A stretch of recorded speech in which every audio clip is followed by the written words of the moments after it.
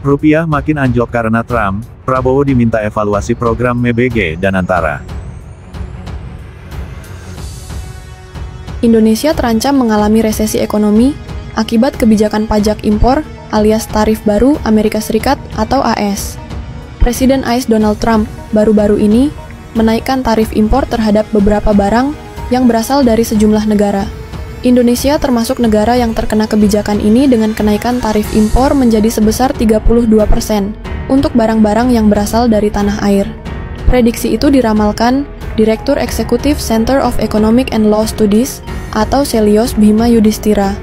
Bhima bilang tarif impor bagi barang Indonesia sebesar itu berpotensi memicu resesi ekonomi pada kuartal 4 2025. Bukan hanya akan berdampak pada kuantitas ekspor Indonesia ke AS, namun juga bisa turut memberikan dampak negatif berkelanjutan ke volume ekspor ke negara lain. Bhima mengatakan dengan tarif resiprokal tersebut, sektor otomotif dan elektronik Indonesia bakal di ujung tanduk. Hal ini karena konsumen ASN menanggung tarif dengan harga pembelian kendaraan yang lebih mahal, sehingga menyebabkan penjualan kendaraan bermotor di Amerika Serikat turun.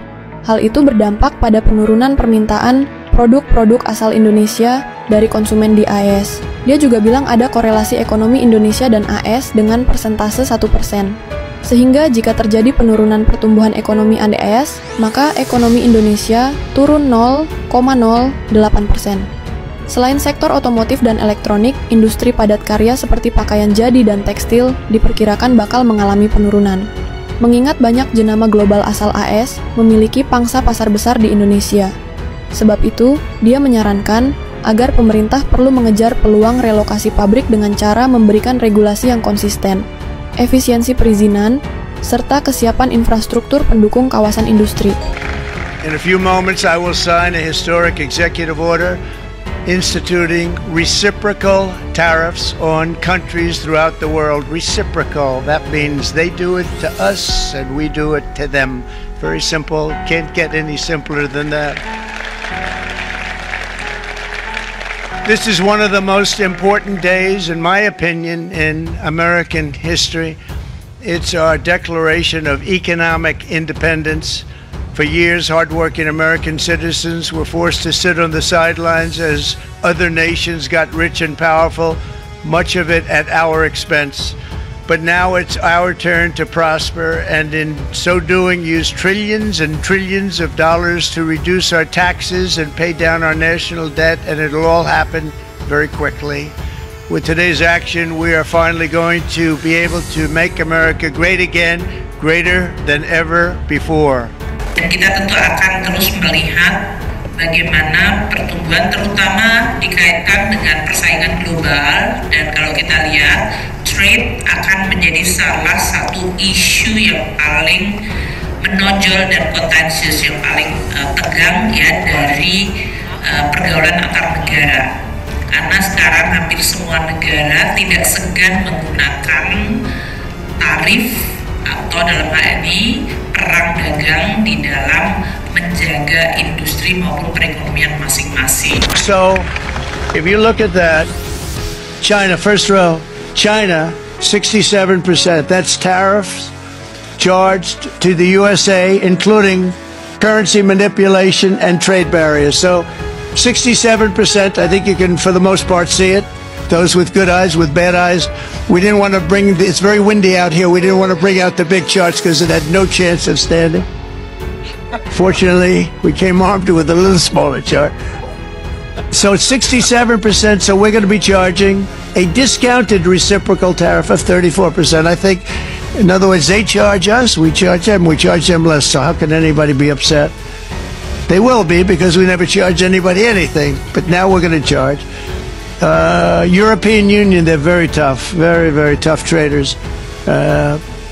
You know, you think of European Union, very friendly, they rip us off. It's so sad to see.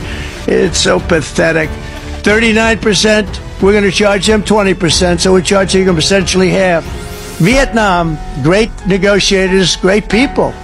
They like me, I like them. The problem is they charge us 90%. We're going to charge them 46% tariff. Taiwan, where they took all of our computer chips and semiconductors. We used to be the king, right? We were everything. We had all of it. Now we have almost none of it, except the biggest company is coming in. We're going to end up with almost 40%. Lee Zeldin's working to get their approvals. If you look at Switzerland, 61% to 31%. Indonesia, Malaysia, Cambodia. Oh, look at Cambodia, 97%. Kalau kita ngomong mungkin, sangat mungkin ada begitu banyak indikator yang mengarah ke sana. Karena gue sekarang udah bilang, tunggu aja ya, $1 itu bakal jadi lebih dari Rp20.000. Itu lebih parah dari 98. 98 loh. Lebih parah. Itu pasti lebih parah. Apa indikatornya sampai Bang Benix bisa ada prediksi itu? Tadi kita nggak punya duit untuk bayar utang. Kita defisit anggaran. Target negara belanja 3.600 triliun tahun ini. Padahal penghasilan cuma 3.000 triliun. Nah, kita kan bukan orang bodoh. Sejak SD diajarin jangan hidup lebih besar pasak daripada tiang.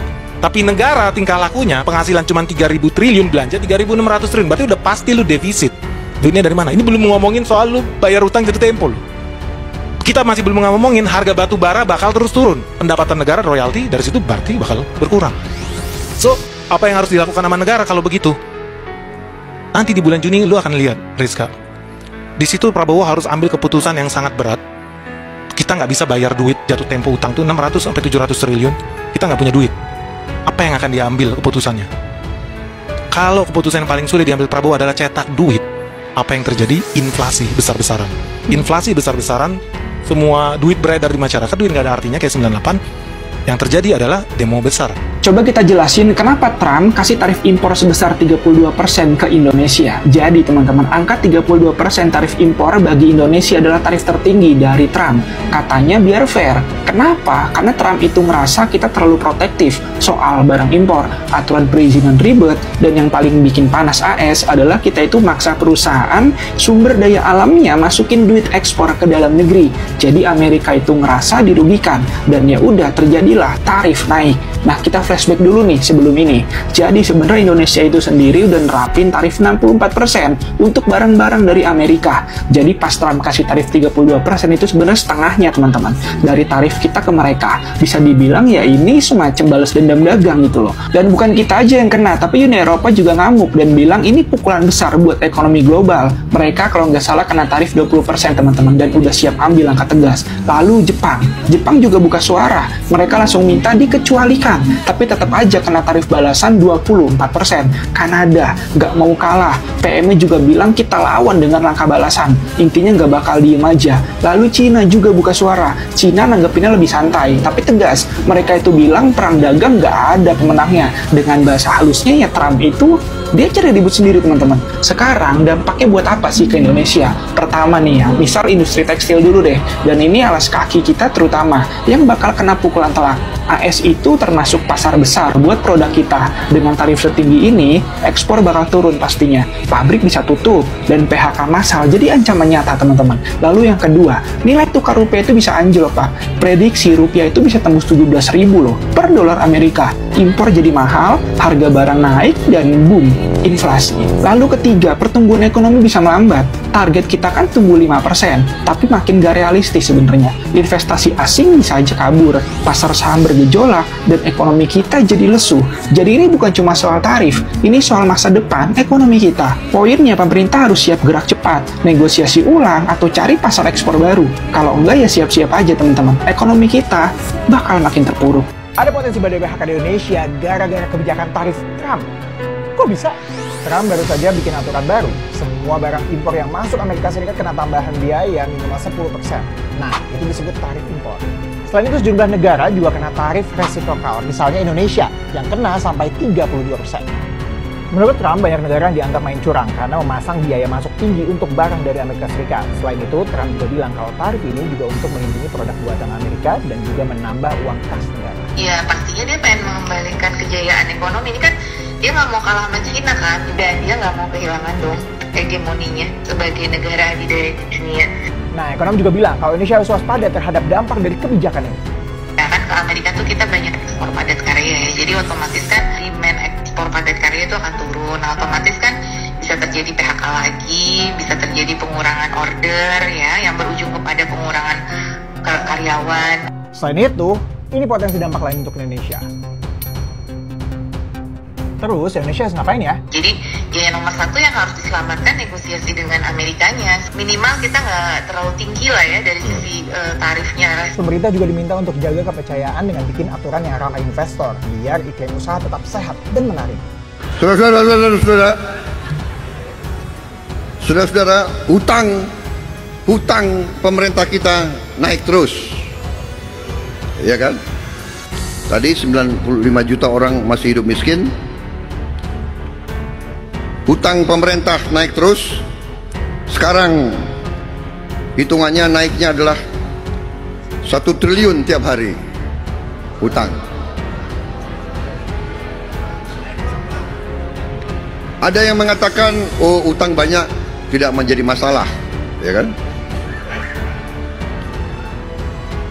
Tapi para ahli yang mengerti tahu bahwa utang ini mengancam kedaulatan negara kita. Saya harus katakan ini agak keras sedikit karena menurut saya sudah ada terlalu banyak kita agak keluar koridor yang pengamat-pengamat yang tanpa data yang jelas membuat keruh. Itu mempersulit pemerintahan Presiden Prabowo. Kita harus memberikan suasana kekompakan di pemerintahan Presiden Prabowo ini. Kita beri kesempatan beliau untuk mengatur, memimpin. Tidak bisa juga bisa segera jadi seperti makan bergiji. Ada yang titik sana sini. Sekarang kan belum mulai jalan, kan itu perlu waktu.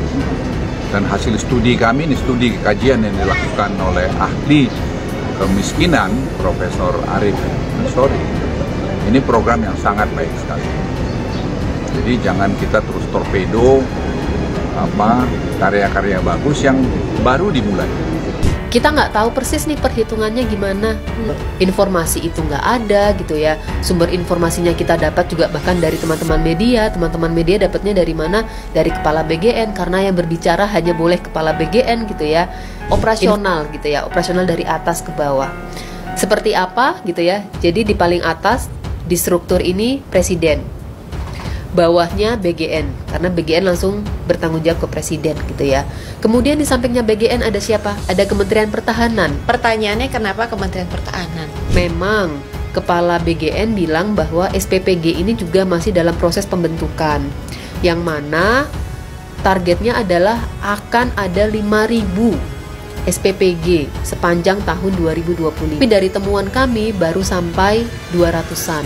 Dari temuan kami nggak sepenuhnya UMKM, tapi ada yang dapur militer juga gitu ya. Apakah dapur militer ini masuk dalam UMKM, UMKK gitu ya? Dan apakah memang diperbolehkan gitu ya dapur militer kemudian mengolah makanan? Anggaran ini kita publik secara awam juga bertanya-tanya, ini tuh sebenarnya MBG tuh anggarannya berapa sih? Seperti apa sih mekanismenya? SPPG-nya itu sebenarnya yang bisa jadi SPPG itu siapa sih? Sudah terbentuk ini, sudah keluar anggarannya, sudah keluar angkanya, ya mau nggak mau dengan cara efisiensi untuk membiayai MBG. Dan ternyata Danantara gitu ya. Jadi MBG 100 triliun gitu ya, yang dikumpulkan, yang dipotong dari kementerian lembaga pemerintah daerah yang lain. Jadi jelas bahwa program MBG ini tidak ada anggarannya. Pertama adalah MBG ini atau makan bergizi yang ternyata tidak bergizi, gratis yang ternyata tidak gratis gitu ya, karena ini memotong pajak-pajak kita juga gitu ya, adalah program yang diusung dalam kampanye Presiden Prabowo gitu ya.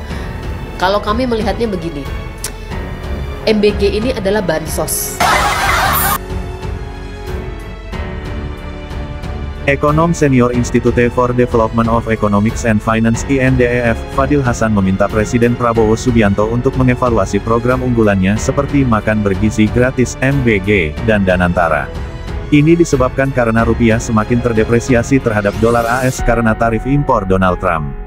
Meskipun kurs rupiah hari ini menguat sebesar 93 poin atau 0,55% terhadap dolar AS menjadi Rp16.653 pada pembukaan perdagangan Jumat 4/4, tapi pada Kamis 3/4 rupiah anjlok ke Rp16.774 per dolar AS.